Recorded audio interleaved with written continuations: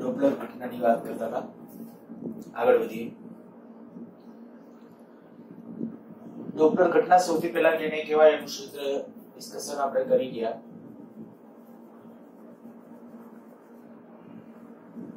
Doppler અસર બે પરિસ્થિતિની અંદર, ધ્વનિના કિસ્સામાં અને પ્રકાશીય ડોપલર અસર. ધ્વનિના કિસ્સાની આપણે ડોપલર અસરની વાત કરતા હતા ત્યારે આપણે એક આવું સૂત્ર લીધું હતું, FL upon V plus VL, FS upon V plus VS.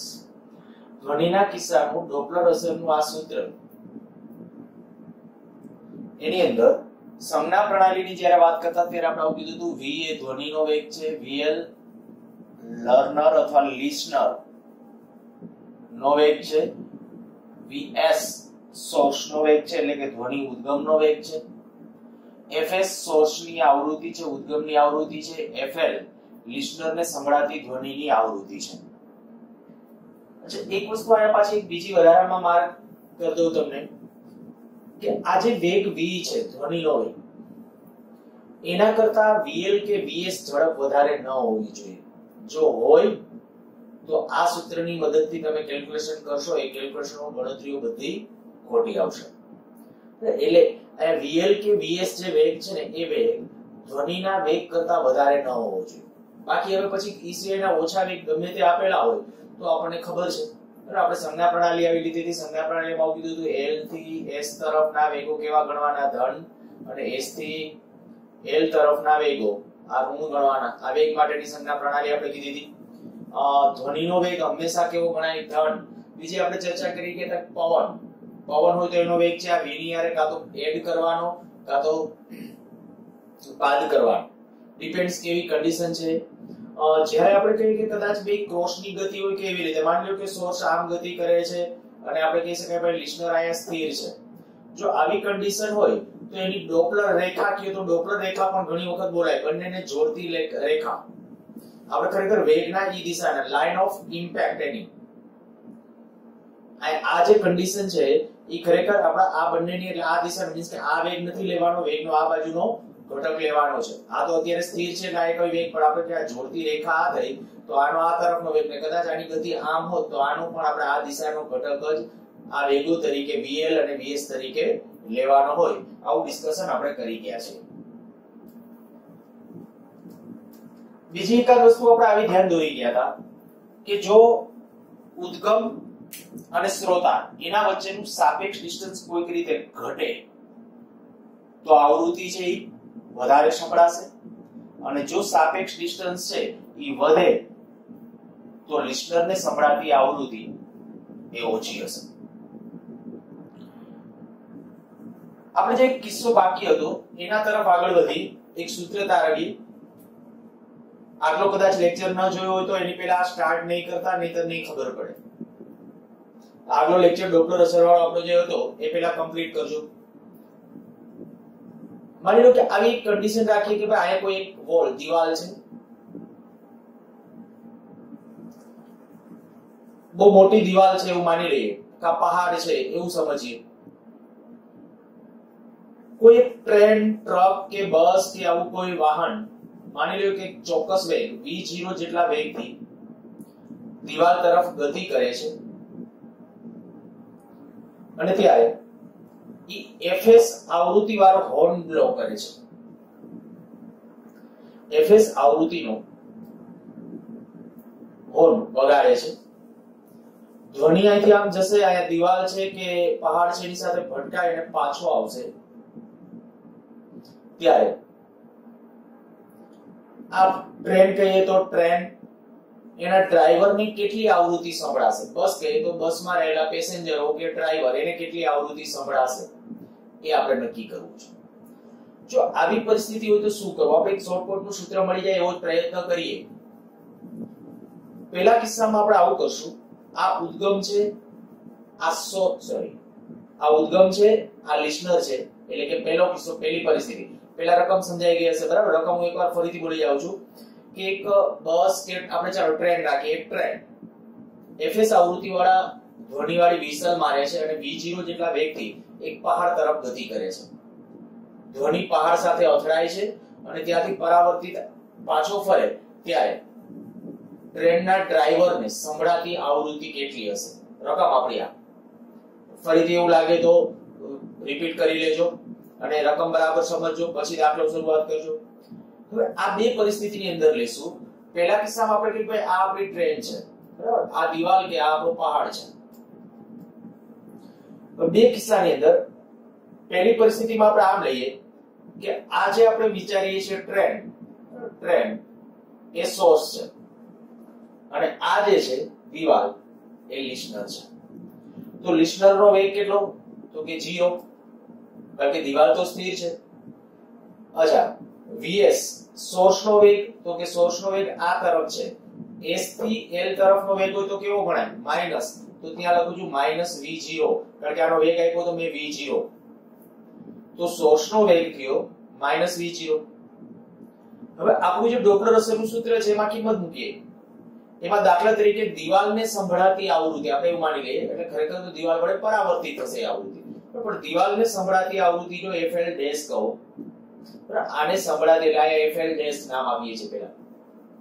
તો એ fl ડેશ અપોન અથવા ડાયરેક્ટ આ બાજુ લખી નાખીએ fl ડેશ બરાબર v plus vl. v plus vl, vl એટલે 0 છેદમાં v minus v0 into fs. આ કયું સૂત્ર લખ્યું છે ખબર પડી જવી જોઈએ, બરાબર. આપણે આ સૂત્રનો ઉપયોગ કર્યો છે. v એટલે ધ્વનિનો વેગ, તો ધ્વનિનો વેગ તો ધન જ હોય. vl એટલે કેટલું? તો કે 0, કારણ કે દિવાલ લિસનર છે એ 0. પછી આયા આ vs તરીકે -vs, કારણ કે એ તરફ ગતિ કરે છે, અને fs એટલે આના દ્વારા ઉત્સર્જાતી આવૃત્તિ fs હતી. આને કહી દો સમીકરણ નંબર 1. હવે બીજો પાર્ટ લઈએ. જો બીજા પાર્ટમાં આપણે આમ કહીએ કે હવે આ ટ્રેન કે બસ ઈ ગતિમાં જ છે, પણ હવે દિવાલ છે ને એ સોર્સ છે. આ દિવાલ એ સોર્સ છે, આ લિસનર છે. લિસનર નો વેગ લખું vl. લિસનર નો વેગ તો કે v0, એનો વેગ તો છે જ કન્ટિન્યુ નો v0, પ્લસ ગણાય માઈનસ, તો કે l થી s તરફની દિશાનો વેગ કેવો ગણાય? ધન, તો પ્લસ v0. એવી રીતે સોર્સ નો વેગ કેટલો? તો કે vs બરાબર 0. અચ્છા, આના દ્વારા ઉત્સર્જાતી આવૃત્તિ fs કેટલી? તો કે આના માટે જો fs કયો તો fs નું મૂલ્ય કેટલું? fl ડેશ કયું જે ત્યાંથી ધ્વનિ આવ્યો તો આની યાર ભટકાણો સીધો પરાવર્તનના કિસ્સામાં જ્યારે ધ્વનિ તરંગો કે પરાવર્તિત થાય કોઈ દ્રઢ આધાર પાસેથી, તો એની ફ્રીક્વન્સી બદલાતી નથી. ગમે એ તરંગો છે, જ્યારે આપણા માટે આપણે દોરી પરના તરંગો હોય તો ઓકે, આપણે કહીએ કે ધ્વનિ તરંગો છે, ધ્વનિ તરંગો ગતિ કરતા દિવાલ સાથે ભટકાય અને ત્યાંથી પાછા ફરે, તો એવા સંજોગોની અંદર એની આવૃત્તિ બદલાતી હોતી નથી. એટલે હવે હું એમ કહી શકીશ કે fs તરીકે કઈ ફ્રીક્વન્સી આવશે? હવે જે સૂત્ર લખશું એની અંદર fs તરીકે કઈ ફ્રીક્વન્સી લેશું? fl dash. અને આને સંભળાતી આવૃત્તિ હવે આપણે કહીએ કે fl કહીએ તો પાછું આપણું સૂત્ર હતું એ સૂત્ર એકવાર અહીં આખું લખું છું. હવે v plus vl fs v minus vs sorry v plus vs, અથવા આપણે આમ લખી નાખીએ, આ છે પરિણામ અહીંયા કરી નાખીએ છીએ fl બરાબર v plus vl v plus vs into fs. Proper રીતે ડેટા મૂકવાના છે, ધ્યાન રાખજો. આનું નાનું કોમ્બિનેશન કરવાનું છે વ્યવસ્થિત રીતે. પણ હવે અત્યારે આ કન્ડિશનને ધ્યાનમાં રાખી તો ધ્વનિનો વેગ તો પોઝિટિવ v, vl કેટલો? તો કે vl એટલે પ્લસ v0 છેદમાં v તો કે એમનમ vs કેટલો? 0. fs કેટલું? તો કે fs એટલે આના દ્વારા ઉત્સર્જાતી આવૃત્તિ કેટલી? fl dash. હવે જો આ સમીકરણ 1 ની કિંમત ત્યાં મૂકી દઈએ, સમીકરણ 1 ની કિંમત મૂકતા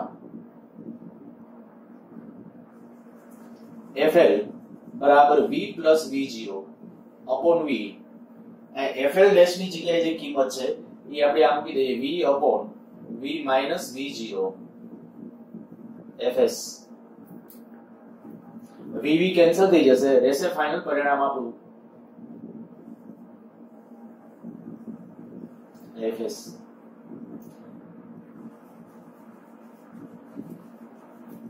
થોડું વિચારજો, જોજો કેટલો દાખલો ટૂંકો પડે. આ પરિસ્થિતિ ખાલી વિચારી રાખો. અને નીટ અને જી ની અંદર ઘણી વખત આના રિલેટેડ પ્રશ્નો પૂછ્યા છે. અને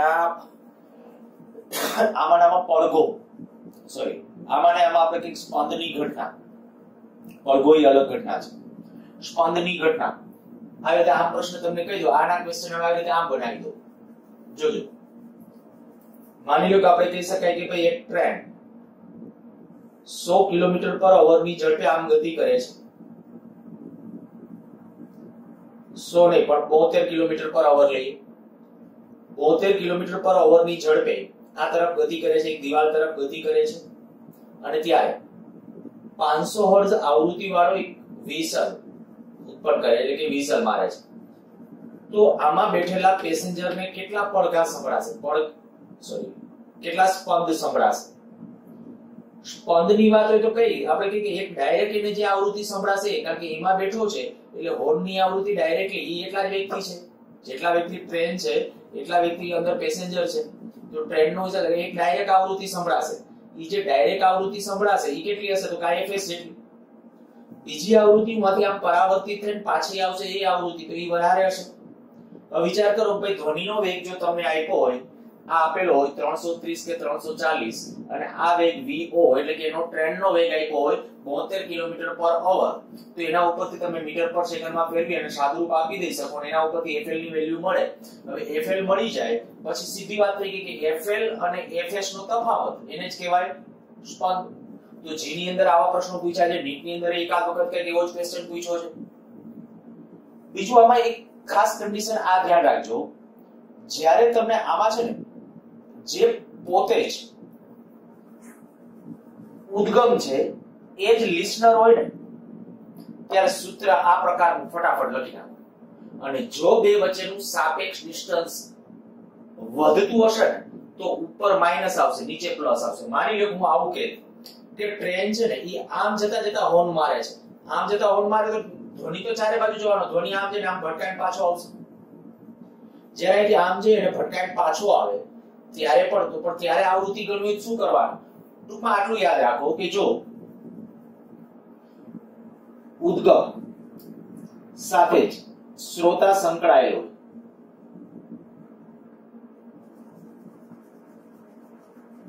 ઉદ્ગમ સાથે જ શ્રોતા સંકળાયેલો એટલે શું અર્થ કહું છું કે જે પોતે ધ્વનિ ઉત્સર્જિત કરે છે ને એની અંદર શ્રોતા છે, એ પોતે જ શ્રોતા છે અથવા તો એની અંદર શ્રોતા બેઠેલો છે. આનો અર્થ એ કરજો, બીજો કોઈ અર્થ નહીં. જો ઉદ્ગમ સાથે જ શ્રોતા બંધિત હોય, આમ લખું સંકળાયેલ છે એના કરતા એમ કહું બંધિત હોય,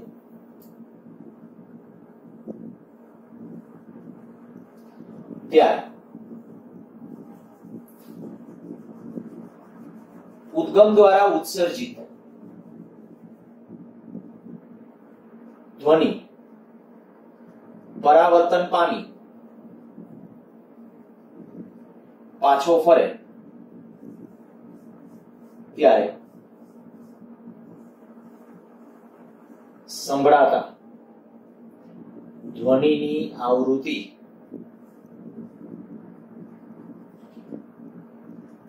પહેલું, જો સાપેક્ષ ડિસ્ટન્સ,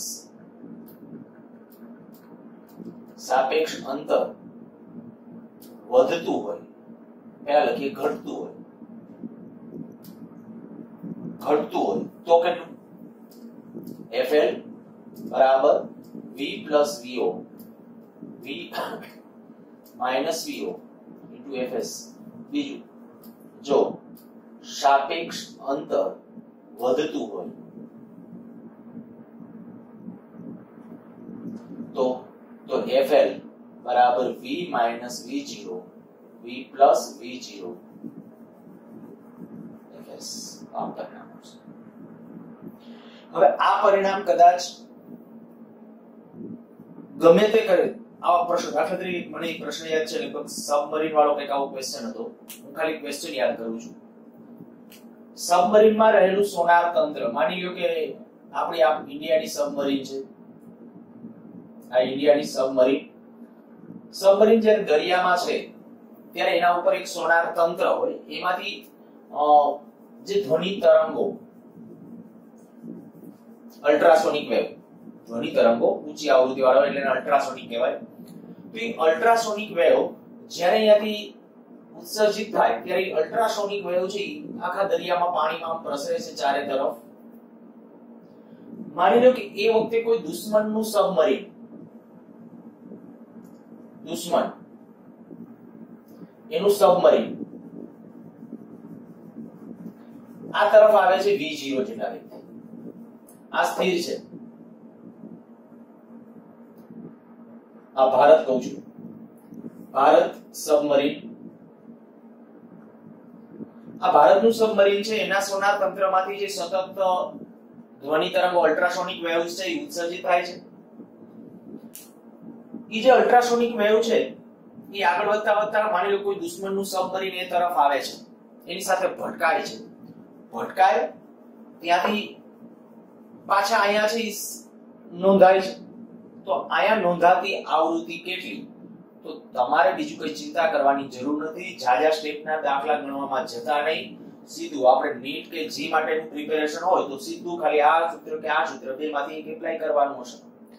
કોણ ગતિમાં છે બહુ ન વિચારો, બરાબર. આયા તો જો કે આપણે સોર્સ આ છે એ સ્થિર છે, લિસનર જે છે આ લિસનર કહેવાય ત્યારે ઈ ગતિમાં છે, ભલે હોય એનો વેગ છે v0 છે, આ જ સૂત્ર એપ્લાય કરો. શું થાય છે, સાપેક્ષ ડિસ્ટન્સ વધે છે ઘટે છે, તો કે આ નજીક આવે છે એનો અર્થ કે સાપેક્ષ ડિસ્ટન્સ ઘટે છે, આ સૂત્ર એપ્લાય કરો. સમજાઈ ગયું હશે એવું માની લો. તો ટેક્સ્ટ બુક ની અંદર આવા 2 કે 3 દાખલા તો મને યાદ છે કે લગભગ આવા જ આપ્યા છે. પછી આવી જ રીતે આ સબમરીન વાળું મેં કીધું, તો સીધું તમે શું કરત કે આનો જે વેગ છે ની વેગ આયા, બરાબર, આયા વેગ v0 એ સંજ્ઞા સાથે જે આયા આવી ગયો છે એટલે જે મૂલ્ય હોય છે ત્યાં લખી નાખવાના છે. v એ ધ્વનિનો વેગ, પણ આયા પાણીમાં ધ્વનિનો વેગ 330 કે 340 ન લખી નાખો, એ આપશે તમને, બરાબર. 1300-1400 મીટર પર સેકન્ડ નો વેગ હોય એ આપશે તમને. અને ઉત્સર્જાતા ધ્વનિ જે સોનાર તંત્ર જે સિગ્નલ ઉત્પન્ન કરે છે એની આવૃત્તિ, તો એ આનો ઉપયોગ કરી શકશો. ક્યાં એપ્લિકેબલ છે, તો ગમે ઉદ્ગમ કે શ્રોતા, બરાબર. ઉદ્ગમ કે શ્રોતા બેમાંથી એક ગમે ગતિમાં હોય અને જે ઉદ્ગમ છે એ જ પોતે પાછો શ્રોતા તરીકે વર્તવાનો હોય, તો ત્યારે આ સૂત્રો એપ્લિકેબલ છે. અહીંયા આપણે શું કીધું કે ભાઈ આમ કન્ડિશન આમ જોવા જાય તો આવું થયું કે આ ઉદ્ગમ છે, શ્રોતા ઈ છે. જો ઉદ્ગમ ઈ મેં હેડી પાડ્યું ત્યારે ઉદ્ગમ સાથે શ્રોતા બંધી દો, આવો શબ્દ પ્રયોગ કર્યો છે. તો આ પોતે ઉદ્ગમ છે ઈ જ શ્રોતા છે, ધ્વનિ તરંગો ક્યાંકથી જઈ ભટકાય પાછા ફરે છે. તો ત્યારે જે v0 જેટલો વેગ આપો છે, વેગ કાં તો એનો વેગ છે કાં તો આનો છે. માની લો કે એ વખતે બે ગતિમાં હોત તો આ ગતિમાં હોત ને આ ગતિમાં હોત તો સાપેક્ષ વેગ આવડતો હોય તોય સર માની લો હું તમને એમ કહું આ v1 વેગ થી આમ ગતિ કરે છે, આ v2 વેગ થી આમ ગતિ કરે છે, સાપેક્ષ ડિસ્ટન્સ વધે છે ઘટે છે, તો તરત ખબર પડી જાય કે સાપેક્ષ ડિસ્ટન્સ જે ઘટે છે તો આ v1 હોય આ v2 હોય તો આ લખાય v1 v2, આ લખાય v1 v2, v1 v2, v1 v2. અને જો સાપેક્ષ ડિસ્ટન્સ ઘટતું હોય તો આ સૂત્ર એપ્લિકેબલ ત્યારે વધતું હશે. માની લો કે બે વચ્ચેનું સાપેક્ષ ડિસ્ટન્સ વધતું હશે, બરાબર, તો અહીંયા હા તો આ સૂત્રમાં આપણે અહીંયા આપણે અત્યારે મેં કીધું એમાં આ કન્ડિશનમાં આ સૂત્ર આવશે. ફરીથી બોલું છું, માની લો કે આ v1 વેગથી ગતિ કરે છે, આ v2 વેગથી ગતિ કરે છે, તો એકની સાપેક્ષ બીજાનો વેગ કેટલો, સાપેક્ષ વેગ લખી નાખવાનો. તો સાપેક્ષ વેગ લખશો એટલે શું થશે, v v0 ને બદલે આનો વેગ v1 હોય અને આનો વેગ v2 હોય તો v1 v2, એટલે આ લખવાનું v1 v2, આ લખવાનું v0 ને બદલે v1 v2, પણ માઈનસ થી માઈનસ એને આપવાની સંજ્ઞા આપવાની થશે. તો એ રીતે ઉપયોગ કરવો. તો આ થઈ આપણા ધ્વનિના કિસ્સાની ડોપલર અસર. આમાંનામાં મેં તમને કીધું એક પ્રમાણે સ્પંદ, તો સ્પંદ માટે ધ્યાન રાખજો. સ્પંદ એટલે શું હતું, એકમ સમયમાં સંભળાતા સ્પંદ એટલે તો કે ઉદ્ગમ દ્વારા ઉત્સર્જાતી આવૃત્તિ ઈ જે છે અહીંયા આપણે ધ્વનિના કિસ્સા માટે અત્યારે ડોપલર ઘટના સાથે હું સ્પંદ સાંભળું. બાકી ઓલું તમને સ્પંદની ઘટના તો આમે ખબર છે કે બે તરંગો છે એક જ દિશામાં ગતિ કરતા જ્યારે સંપાતીકરણ થતા હોય ત્યારે સંભળાય. એક જ દિશામાં એટલે એક પરસ્પર એકબીજા ઉપર સંપાતીકરણ પામે અને ત્યારે શું કહેતા આવર્ત રીતે કંપ વિસ્તાર અને પરિણામે ધ્વનિની પ્રબળતા મહત્તમ બનવાની ઘટના, એને આપણે સ્પંદ કહેતા હતા. અચ્છા, અહીંયા આપણા માટે સ્પંદ, તો સ્પંદ એટલે શું હોય તમને આમાં ખ્યાલ આવી ગયો હશે બરાબર. આના કિસ્સામાં જો મારે સ્પંદ નક્કી કરવા હોય એટલે કે ટ્રેનમાં બેસેલ પેસેન્જરને સંભળાતા સ્પંદ, આ એક સ્ટેટમેન્ટ લખી નાખજો. ટ્રેનમાં બેઠેલ પેસેન્જર ને સંભળાતા સ્પંદ કેટલા આવશે? તો કે ઓલી ફ્રીક્વન્સી અહીંયા વધારે હશે એટલે fl fs આ સૂત્ર આવતી જશે. કોઈ પણ વસ્તુ પૂછી આગલા ટોપિક ને કદાચ કોમ્બિનેશન કરીને આમાંનો કોઈ પણ કોયડો છે તમને પૂછી શકે છે. ક્યારેક વેગ આપે ત્યારે આવી રીતે આમ વેગ આપશે કે ભાઈ એક ટ્રેન ધ્વનિના વેગ કરતા 10મા ભાગના વેગથી ગતિ કરે છે. ધ્વનિના વેગ કરતા 10મા ભાગના વેગથી ગતિ કરે છે તો એને કેટલા સ્પંદ એટલે કે ટ્રેનમાં બેઠેલા પેસેન્જરને કેટલા સ્પંદ સંભળાશે? એઝ ઇટ ઇઝ કોઈ કેલ્ક્યુલેશનમાં મેં કીધું મૂંઝાવાની જરૂર નથી. સંજ્ઞા પ્રણાલી આવડે, ડોક્ટર રસલનું સૂત્ર આવડે એટલે આ કામ ખૂબ સહેલું છે બરાબર. આના રિલેટેડ કેટલાક પ્રશ્નોને લઈએ.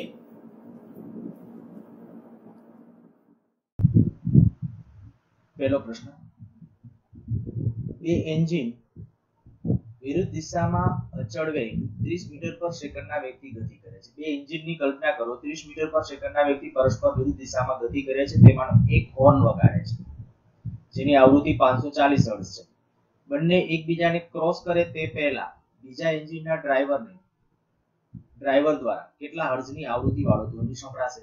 બહુ સિમ્પલ ક્વેશ્ચન છે અને ખાલી સાપેક્ષ આપણે તમારે ધ્યાન એ રાખવાનું છે કે બંને ગતિ, જો બે એન્જિન કેટલી વેગથી 30 મીટર પર, બંનેનો વેગ ઉદ્ગમ અને સ્રોતા બંનેનો વેગ 30 મીટર પર સેકન્ડ. હવે જ્યારે આપણે કહીએ કે ભાઈ ઉદ્ગમથી સ્રોતા તરફના વેગો આપણે કેવા ગણીએ છીએ? ધન. ઉદ્ગમથી સ્રોતા તરફના વેગો નેગેટિવ અને લિસનરથી સ્રોતા તરફના એ વેગો આપણે ધન ગણીએ છીએ. હવે એક એન્જિન છે એ લિસનર છે તો આપણે લિસનરને સંભળાતી આવૃત્તિ આપણે નક્કી કરવી છે. તો એનો અર્થ એવો થઈ ગયો, જો આ ફ્રીક્વન્સીનું આપણું જે સમીકરણ હતું f' બરાબર v આ પ્લસ vl હતું, પ્લસ vl અને v પ્લસ vs હતું. તો અહીં તમે જોઈ શકો છો કે ભાઈ સંજ્ઞા, કારણ કે આપણે જે અત્યારે ડોપલર ઘટના આપણે જે જોવાની છે એમાં શું કીધું કે બંને એકબીજા તરફ ગતિ કરે છે. જો બંને એકબીજા તરફ ગતિ કરતા હોય તો આપણે જ્યારે સાપેક્ષ એટલે શું જોવો, આ તમને સમજાઈ ગયું હશે. લિસનરથી શ્રોતા તરફનો જે વેગ હોય કેવો ગણાય? પ્લસ. આ કદાચ સૂત્રમાં અહીંયા ધ્યાન રાખો કે આપણે જે સૂત્ર જાણો છો એના ઉપર સીધું ફોકસ રાખો. આપણે જે સૂત્ર v પ્લસ vl અને v પ્લસ vs એમ આવે તો v પ્લસ vl, તો v પ્લસ vl એટલે v પ્લસ શું કામ કર્યું? તો કે લિસનર છે એ શ્રોતા તરફ ગતિ કરે છે તો એ વેગ ધન ગણાય, પણ સોર્સ છે પાછો લિસનર તરફ ગતિ કરે છે એટલે એનો વેગ કેવો ગણાય? માઈનસ. બસ. હવે આ જે હતી મૂળ આવૃત્તિ, ઉદ્ગમ દ્વારા ઉત્સર્જાતી આવૃત્તિ, સાદું રૂપ આપો સીધો આપણો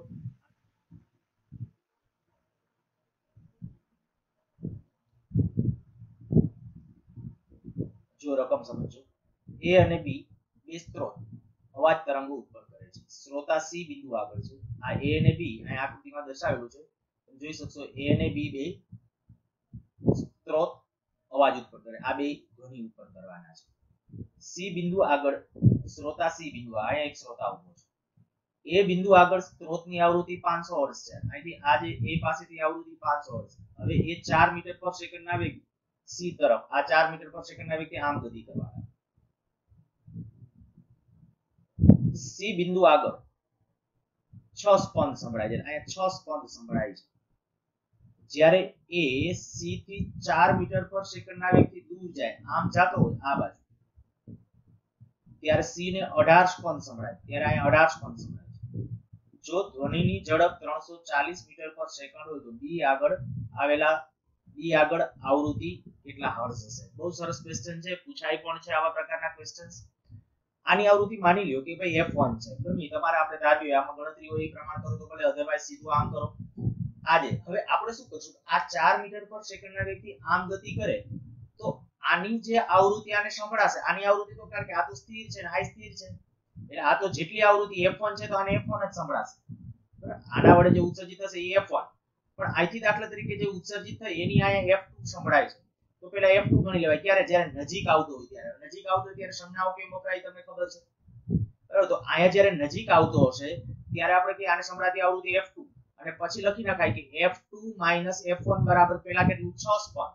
પછી હવે આ જ્યારે દૂર જાય છે, આ દૂર જાય છે ત્યારે માની લ્યો કે આને સંભળાતી આવૃત્તિ f2 ડેશ છે, એ વડે જે ઉત્સર્જિત, ઓલી તો એમનો જ હશે fb, પછી એમ કહેવાય કે હવે fb minus f dash f double dash કે જે નામ આપ્યું છે ઈ બેનો તફાવત કેટલો? અઢાર. અને બે સમીકરણો મળ્યા, એના ઉપરથી ઉકેલ મેળવશો એટલે b ની આવૃત્તિ મળી જશે.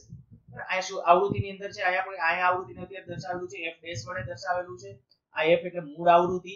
પહેલા શું કન્ડિશન છે કે ભાઈ આ જ્યારે આ તરફ ગતિ કરે છે, જો આ બાજુ ગતિ કરે તો એનો વેગ, આ તો આ લિસ્નર છે એ સ્થિર છે એટલે v vl, પણ vl કેવું 0, અને આ બાજુ ગતિ કરે એટલે -vs, આ -vs, તો એના ઉપરથી આવૃત્તિ કેટલી આવી? 506 હર્ટ્ઝ. હવે આ 506 હર્ટ્ઝ આવી, હવે આની સાથે કેટલા સ્પંદ ઉત્પન્ન કરે? 6 સ્પંદ ઉત્પન્ન કરે એવું કીધું જો પ્રારંભ.